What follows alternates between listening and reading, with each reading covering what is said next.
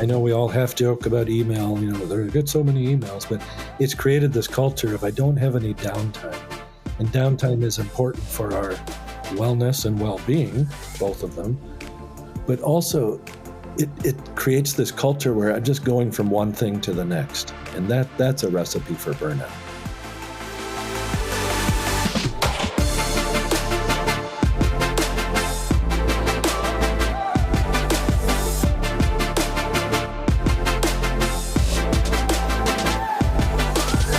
Hey, Loren, are you ready for another episode of Campus Confidential? I am ready. I think it's going to help my well-being. This episode is going to help my well-being too. Is it going to help your wellness or your well-being?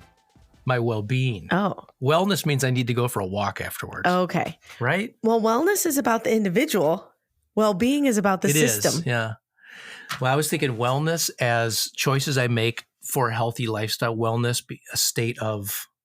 Mm-hmm. So my state of being will be improved by this episode, and I'm going to go for a walk afterwards to improve my wellness.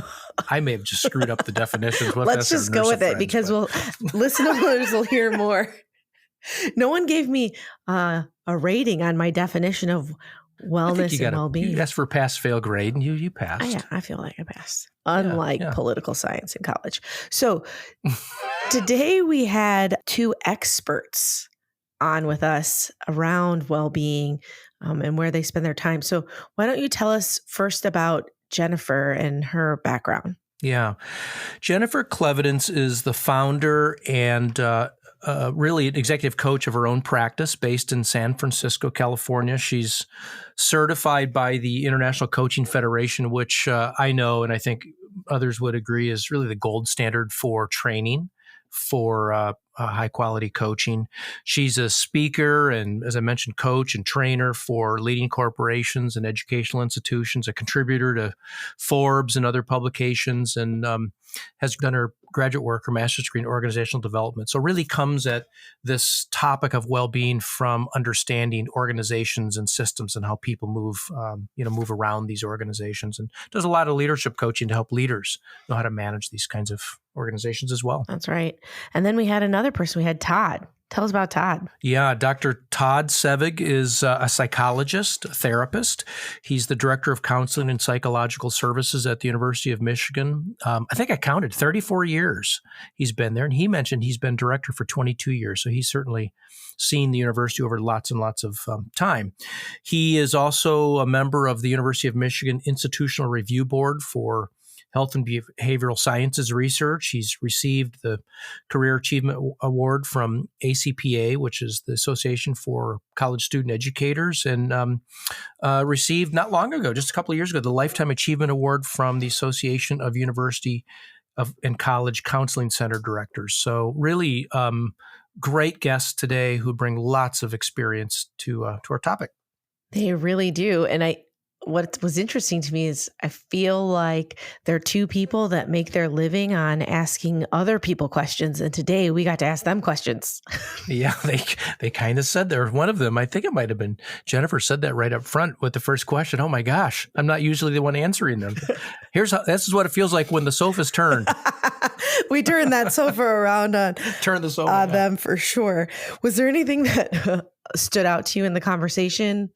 Yeah. One of the things that Jennifer mentioned right up front was that in her coaching practice, I think she said something like she believes 99% of the people she's coaching are approaching burnout. So this is not a higher education thing. This is a workforce thing. And we certainly heard that in the research. But when she said that, I thought, oh my goodness, this is truly a good topic at an important time. And Todd referenced this as not just a great resignation, as we read about, but a moment of great reflection.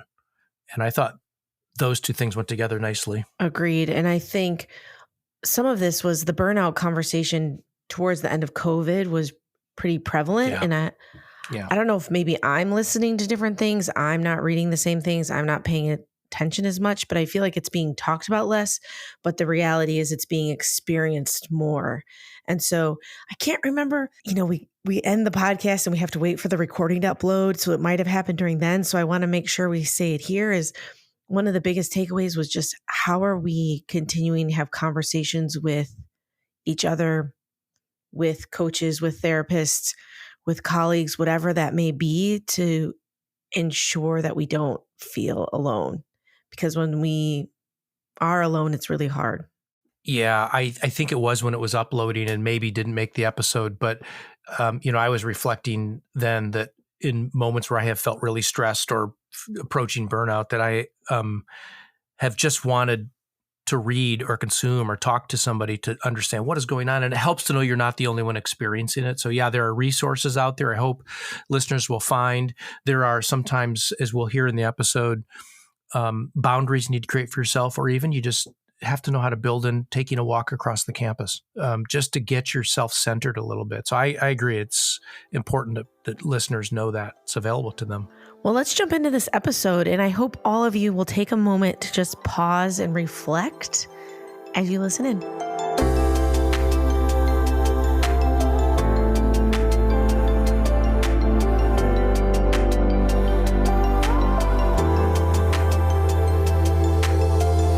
Here we are for another episode of Campus Confidential. How are you doing today, Loren? Doing very well. How are you? How's your internet? Not good. What people haven't noticed is we're 20 minutes in trying to get this thing to work. So it's all on my side, but we've gotten there thanks to Corey. Yeah, no, you're magical. So we're here with a couple of experts on well-being, which I'm really excited about. So Jennifer, how are you doing today? I am doing all right, fully caffeinated, and here for this conversation. Love it. And Todd, how about you? How are you? I am doing great. It's it's a Friday afternoon, and the sun is coming in my windows here, and that helps a lot. The sun is an amazing thing for well-being. So as a reminder to some of our listeners, we are in the midst, and this might even be exactly middle of our mini series on employee satisfaction, in particular employee satisfaction in higher education. And the pattern that we've followed is we've had campus experts, campus folks that are doing the work and in the work every day, talking about their experience, and then industry experts, if you will, around a certain topic. So today's topic is well-being. And to set the stage, this feels like a lot of pressure to give a definition of the difference between wellness and well-being with two experts on the call. So y'all can give me a grade, or maybe not, just pass fail. I'll go with pass. But the concept of wellness being individually focused on wellness, and then the topic of well-being being focused on systems. So focusing on the whole system, the whole person, the whole education experience, the whole industry experience, or the whole community. And so really when we talk about well-being, we will be talking about the system as a whole and how that impacts the individuals. So Loren, when you think about the research that we did with E15, Akuhoai, NERSA, and SCUP, is there anything that sticks out to you that we want to remind folks of before we jump in with Jennifer and Todd? Yeah, I might just remind folks that, as we said in the last episode, that in general, career satisfaction is down for almost every category, although there are variations of employees in higher education. Still pretty good, over 50% satisfaction, but the drop in 5 years is 27%. So that's got some kind of cue about, well, what does that mean? What's going on? Maybe about a quarter of staff and faculty feel that the institution is preparing them for supervision, particularly as things change and new workforces come in. Yet, the commitment to higher education is very high. While some people are looking to change jobs, most of them want to stay in higher education. 3/4 feel supported by their direct manager, maybe less so by university leadership, but by their direct manager. So that's good news. And well over 2/3 report they enjoy the work culture. So reasons to feel very good about that. And I'll just mention when we spoke with our campus guests, Mordecai Brownlee and Mary Jans, they were sort of setting up this notion that we're in a new era. There's a pivot point, a moment here where employees are talking. They're telling us something about the kinds of environments that they need. And some of them are structural changes to create healthy and productive and satisfying environments. And some of them are different ways of behaving. And so with all that said, it might be worth getting into some of that today with Todd and Jennifer. And I wonder if we could start, maybe we'll start with you, Jennifer, and then go to Todd. What are you noticing about employees, employee workforces, and this, what Dr. Mordecai talked about as this moment, like there's a shift he thinks happening in employee workforces and particularly higher education. What are you noticing? How do you describe the sentiment? Do you have observations that kind of tee up what we might want to understand as we get into this more? Yeah. Thanks, Loren. I'm also realizing how strange it is to be asked questions and not the person asking the question. Doesn't it feel like a different? So anyways, just like taking that in for a moment.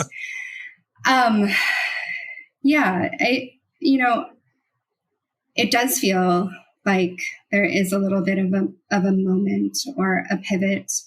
And I think,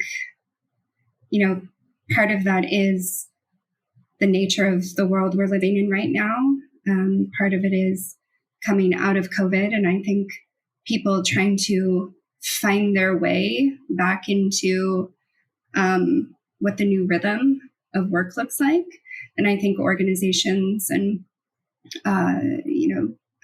systems at large are also trying to do that same thing.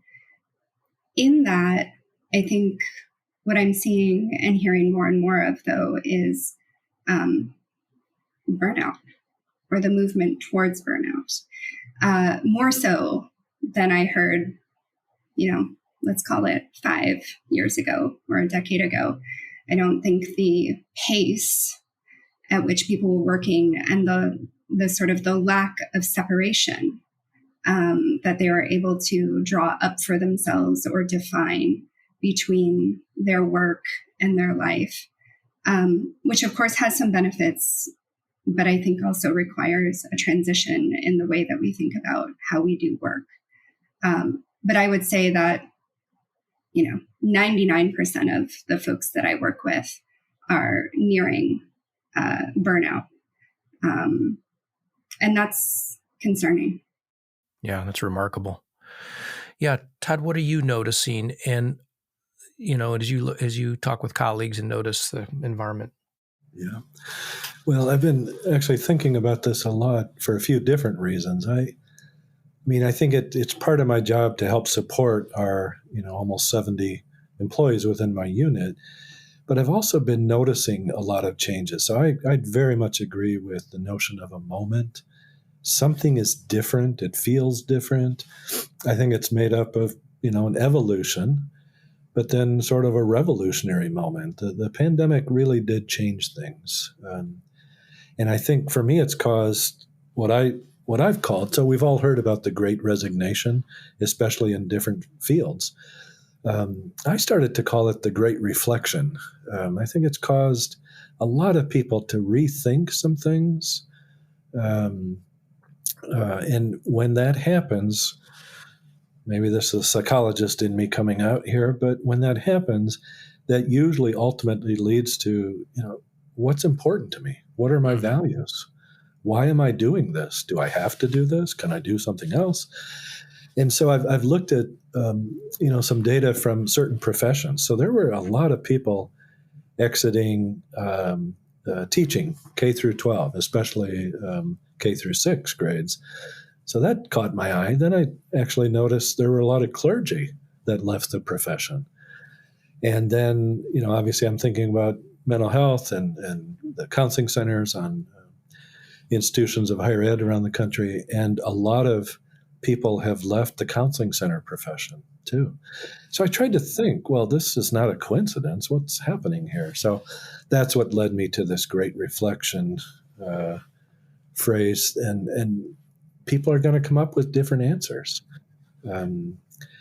So that's probably been the biggest change. I think there's reasons for that, but that was really unheard of in my short 35 years in higher ed. I've never seen a moment like this before. Let me follow that up too, if I might, you both mentioned burnout. Could you define what is burnout and what causes burnout? So at least our listeners have a sense about what we're talking about here.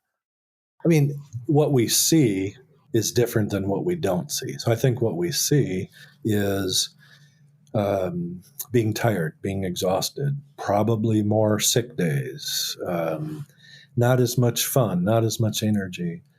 What I think is going on underneath, at least when people I've talked to, and by the way, students can experience this too. Sometimes we don't code it like that, but they can get burned out too. It's just not as meaningful as it used to be. What's sustaining my soul is not there anymore. And I think when that starts to happen, it gets into, well, how are we defining that? And of course, that's different for each of us. But I think it's that void of meaning. I think also a sense of maybe I'm not as valued as what I thought I was. And another component for me is this notion of, I think about work all the time. Like it's the separation of work life or home replenishing us, so to speak, has been absent. And the last thing I'll say in that regard is, I think when we were all on Zoom, what happened was we missed the spaces in between things. So on campus, invariably there will be a meeting at another building where I get to walk and look at the trees and feel the sun on my face and have time to digest what just happened and prepare for the next thing. And I think we lost a little bit of that, in the pandemic and all our Zoom culture where you click from one thing to the next. But it might have been happening before that too. I mean, I know we all half joke about email, there get so many emails, but it's created this culture of I don't have any downtime. And downtime is important for our wellness and well-being, both of them. But also it creates this culture where I'm just going from one thing to the next. And that's a recipe for burnout. Todd, I like to say me spinning around in my living room doesn't really count as unwinding from the day. That's right. I might have done that just yesterday, so I'm still working on it. Jennifer, what would you add to his comments? I think I would just pull on a couple of the threads that Todd brought in there and add what I see from the folks that I'm engaging with, which is, my work in a one-to-one nature or in a group nature is really there to support people in their own leadership development. I would say in the last few years, my work has a lot more been to create space for pause and to create space for reflection, right? I do some group coaching work. And at the beginning of every session, I have 5 minutes of self-care because of what Todd is alluding to. There's been, to me, a more extreme deprioritization of even some of our basic human needs, like hydration or bio breaks or nutrition, over the course of the workday. And it, in some ways, feels like almost unbelievable that this sort of pressure that people feel around their work has become so consuming. And yet I think for exactly the reasons Todd's speaking to around, like, when we moved away from being in physical spaces and being able to have these moments in time, even if it was walking from one meeting room to the other, that there's a way in which those things were built in, and now people have to build them in, even if you're hybrid. And I don't know that we have the muscle yet around how we best do that in the face of the pressure we feel. Or the confidence, belief, I don't know the word I want to use, to make that a priority, right? That we understand that we are a priority. That is a priority to our productivity, if that's what we want to call it, right? Yeah. So listening to you both talk and thinking about burnout, and then Todd, I think it was really interesting when you spoke about the different industries that you looked at. It feels very much connected to purpose-driven work, that It's a purpose-driven field. If we're experiencing burnout or we're not connected to the purpose, then we're reflecting and potentially leaving. And then I also go back to the concept of, we've talked a lot about on the podcast recently, is individual at scale, because it all feels very individual, but we have to do it at a larger, whether it's a department level, societal level, community level, whatever that is. So how do we reshape or help industries that are purpose-driven prevent burnout, have people feel impactful, re-energized? What do we do about it? Is that a fair question? Maybe not a fair question. It's an at scale question. It's big. I actually think it's a great question. It's hard to frame it as, well, here's the answer, but I do have some thoughts about it, and I'd love to hear what we all think. But I think for me, it's first of all, it's saying that purpose and meaning is important, not just productivity, numbers, how many meetings you can fit in, and so forth. So I think that let's start there, and then, I think it's slowing down a little bit, and then recognizing how what I do fits into the larger picture, and then from that, valuing each part.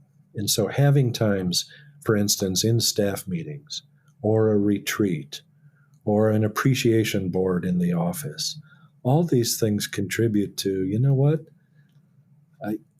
I see you, and you make a difference. And it's really important, both on, a small scale, but here's how it's really important in the large scale too. We all, in higher ed, we love to talk about how important mattering and belonging is for students. I would say it's equally important for staff and for faculty to feel this. And even in large universities, there's a way to frame it in concentric circles, if you will. Jennifer, what do you think? I agree with what you're saying there, Todd. Something that occurs to me around this burnout piece, and in particular, the piece around feeling meaning or purpose, is I think that on some level, it's a privilege to be able to feel purpose in your work, in that some of the folks that I engage with, feeling meaning or purpose in their work is really like not the driving factor, right? They're there and they feel kind of stuck there because they have people and family dependent on them being successful in their work. And so the conversation around burnout in particular isn't necessarily around getting more meaning in what they're doing, but it's really, how can I survive if I have to be here doing this? I do think that the piece around belonging is a place that organizations, no matter what kind of organization, can do a better job at in supporting people in feeling in community and not isolated in what they're experiencing. And I think that does go a long way in helping people step a little bit further away from the edge of true burnout, where like the hands are up and people are stepping out of the work environment entirely. And then the other thing that occurs to me around the sort of the systemic things that I see organizations doing to try to address, needs around well-being, is to me what I think of as like wellness hacks versus well-being solutions, right? Like, how do we provide them with meals? How do we, how do we do this offsite where we like motivate them to think about the purpose in their work, or, align with these values? And I think all of that is great. I'm just not sure it's great right now. for what people actually need. I was connecting something you just said there, Jennifer, with Kelsey, your point about individual at scale. And I don't know if what I was hearing as you were talking about that was how important it is to think about individual needs of people. And so the well-being environment we're trying to create, or the act of care that we want to create for people, is individual. The motivations are different. The context and challenges are maybe different. So for some, the need to find purpose in the job could be very compelling. For others, the need for maybe it's flexibility because of the challenges I face in my work. That's going to be my well-being. So your point about individual at scale, Kelsey, it reminded me a lot of when we spoke with Andy Brantley and Jamie Painter. And Jamie, who's the VP for Chief Human Resource Officer at the University of Illinois system, was talking about it's possible to do this at scale in very individual ways so that the needs of individual employees, the care that they need is tailored. And it was refreshing to hear that because she has such a large portfolio. I'm wondering if you notice classifications, of employees or tenure and experience of employees or categories, or even, Jennifer, your work, differences between higher ed and, say, corporate leaders. Are you noticing differences? So when we think about individual needs, or is this sort of the moment that all employees are facing almost regardless? Do you have any observations there for us to think about then categories or types or, experiences of colleagues? It's a good question, Loren. And while I have some exposure in higher ed, it's not the bulk of my exposure. Mm-hmm. So, but I can say even from the everyday conversations that I have with folks that I'm in community with, in addition to the folks that I work with, I think everybody's experiencing some level of it's too much. And to your point about individuals at scale, the thing I think about for all organizations is to really be thinking about the policies that are very clear and concrete around things like flexibility or sabbaticals or leave. Because when the policy isn't there, sometimes what I find on my end, what I hear people saying is, well, I'm afraid to ask. Oh, yeah. Yeah. Right? It feels really risky when organizations aren't making clear the policies that they have in place around well-being for people. Yeah. Yeah. And Dr. Mordecai talked to us about well-being as both some like behavior, something you care about people, but also this infrastructure he talked about. And maybe that's the policy point you're trying to make. Todd, what about you? Are you noticing differences at all? Or? I am. I do think there is a universal sharing of what we're talking about. And then I also see some of the specific differences. And I would, one way that resonated with me is the difference between young and new professionals versus people who've been around a while. I think this generation is much more keen on things like work-life balance, workload. Let me, really pay attention to my self-care. Now you have to remember we're all mental health people and therapists, so maybe that's a little bit different in other settings. But I think younger generation is much more keen and advocate for that than even my generation. What I would say was our experience, let's say at work, is always a reflection of work as well as everything else that's going on. So, we've mentioned the pandemic, and, remember we went through a very contentious, horrible presidential election, and we went through a racial awakening, if you will. That is a new level of awareness. We have much more bombardment from news, if you scroll any news headlines, of world events that really impact us.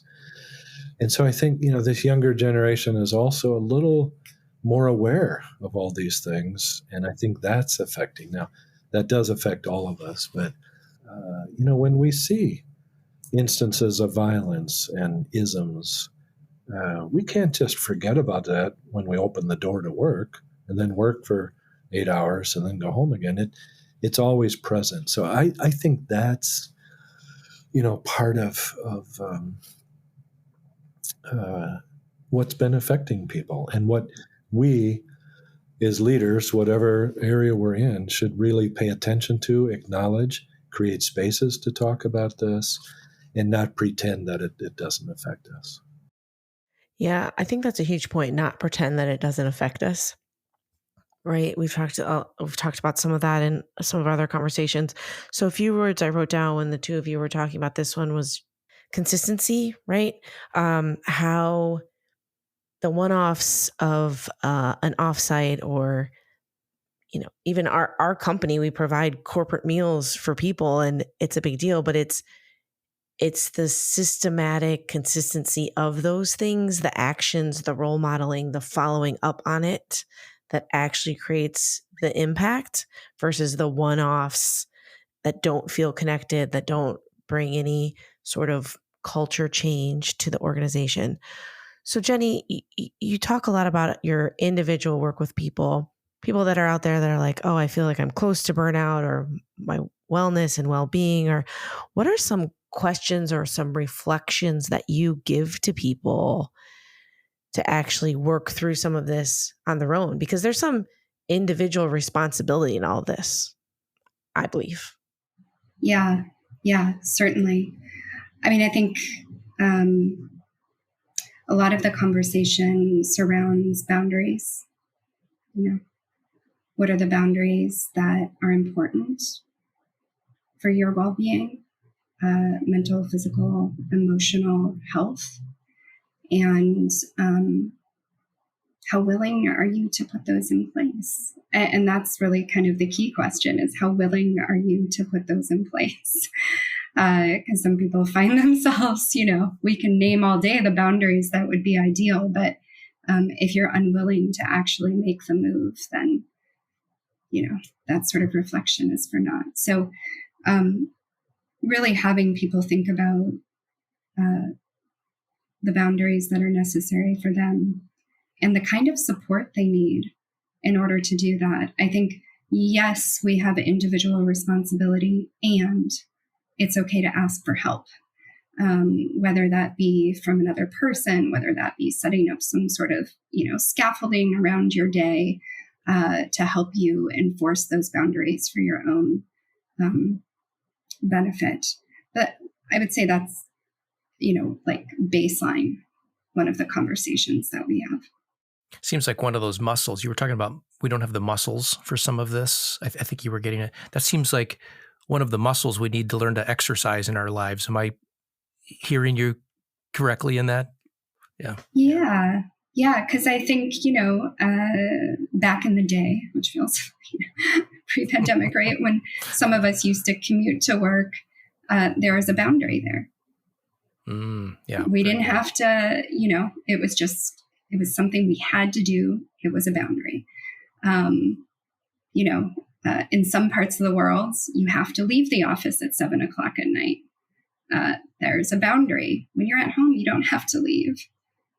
So yes, I think it's a muscle that we all need to be better at flexing. Yeah. Yeah. I always joke that I have boundaries, but I don't really know how to articulate them till someone's broken them. And then I'm like, oh, let's back up a minute. We crossed the line. And how do I address that? Todd, what would you add to that? Anything? I love that idea. I think it connects with something you said earlier, Jennifer. I think, at least the way I heard it, was, creating options for people. So, how I define a boundary may be different than a young person or a person of color. So I think when I think of our diverse unit workforce, we subscribe to multicultural organizational development principles. The idea of not only having multiple perspectives, but creating multiple system options. A silly example is every once in a while we'll cancel a meeting, and oftentimes I'll say, use the hour however best works for you, whether that's taking a walk outside, catching up on your clinical documentation, having cup of coffee with somebody, spending time by yourself, just the spirit of creating multiple options. There's no one definition of that, is what I would add. Yeah, I was going to ask what I was going to close really this with, like, do you have an idea or a suggestion for listeners? And you've already both done that, becoming clear about your boundaries and maybe some of the things that you can do, like you were saying, Todd, just a minute ago. Maybe it's cleared your head and taking a walk. Those kinds of suggestions I think are particularly helpful for listeners. And I just want to thank you for giving us such insight into what constitutes burnout, and that if you're experiencing it, this is sort of a moment. I feel like you're saying that there's a moment going on, not just in higher education, but maybe in society, affected by lots of the things you articulated. You helped us understand that wellness hacks are not the same as wellness interventions or wellness solutions. And I loved, Todd, when you're talking about this as maybe a moment of great reflection. And you used the word awakening just a little bit ago. And as you were talking, Jennifer, about these boundaries, I was even thinking about awakening in oneself, not just sort of the awakening in society, awakening a little bit about what I need for myself to have a healthy and productive and satisfying life and work life too. So thank you so much for what you're doing with your colleagues and clients and campuses and corporations, and for helping us and our listeners today get a little bit better handle on what we can do to improve the workplace. So thank you very, very much.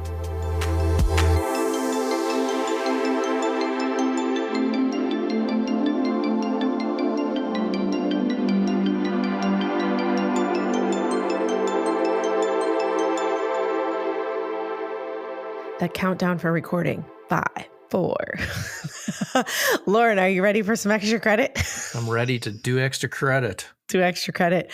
Well, this episode made me think a little bit about, I think when it comes to well-being and wellness overall, there's books. So are there any books that you've read or you have in your... No? Well, I have two things crossing my mind. One is when I was working in higher ed and really pressured, I didn't read a lot during those times. And that was a mistake. I would read, but I didn't read as much because it was an escape and a resource. And I didn't do as much as I should. I do much more now. And so I should have probably done more of it. Now, that said, I like the idea. The title's provocative, and I like the point of The Subtle Art of Not Giving Enough. Sort of figuring out what to worry about and what not to worry about, I think, is useful. And then I was thinking, as we were in conversation, about a book called The Great Awakening by a theologian by the name of Phyllis Tickle, who describes basically a phenomena. She looks at history that every 500 years, the church writ large has what she calls a rummage sale, where people revolt against the structure, rigidity, and dogma of the church.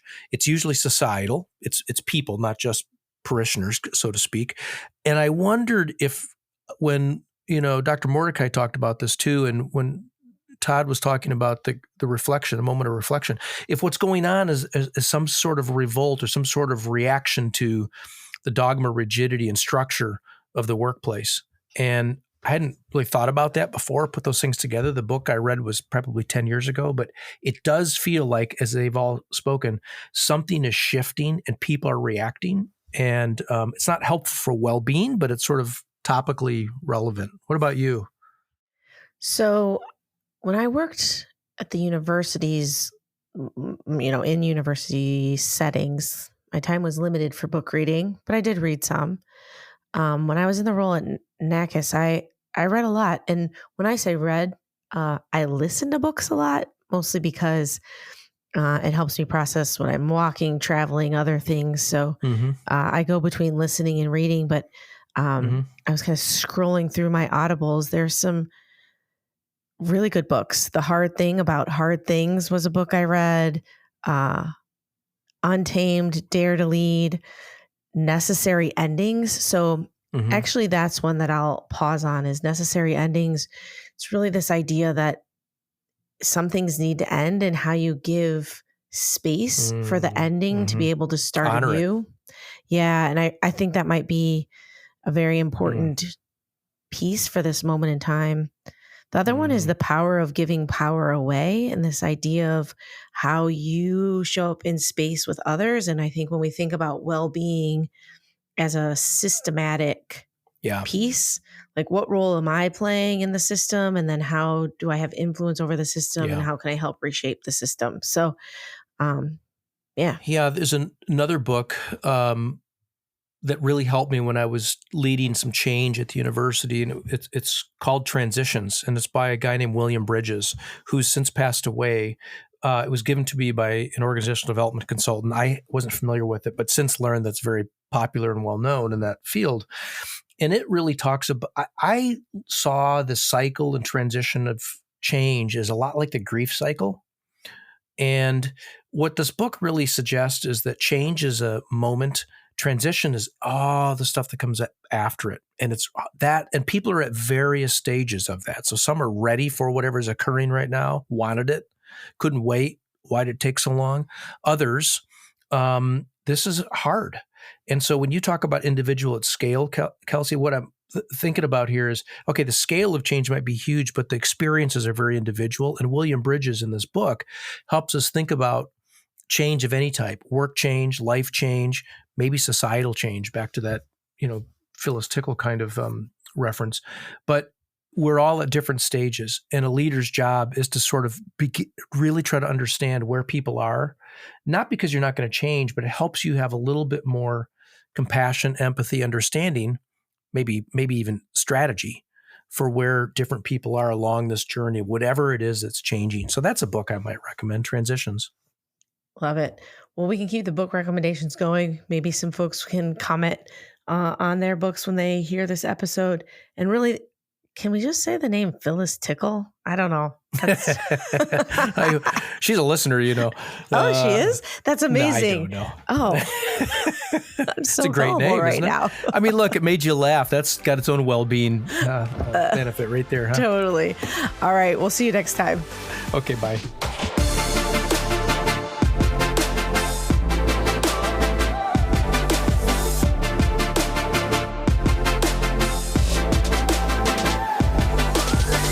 Campus Confidential is presented by Compass Group, produced by Corey Insko, with your hosts Kelsey Harmon-Finn and Loren Rollman.